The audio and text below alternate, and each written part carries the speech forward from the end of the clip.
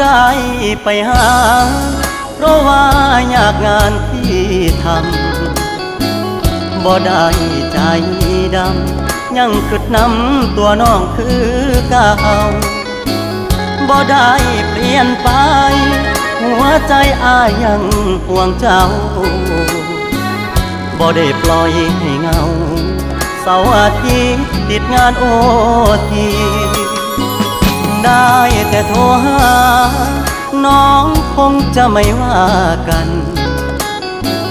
บ่เคยเปลี่ยนพันสัญญาหากมันคนดี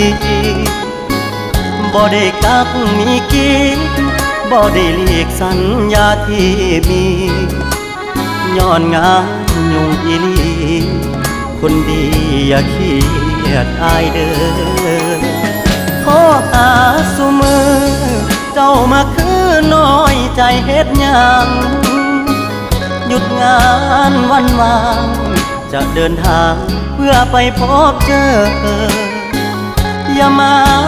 สงสัยว่าอายมีใครแทนเธอหักมันเสมอบอกเคยเพลอสิคิดนอกใจงานยากอีหลี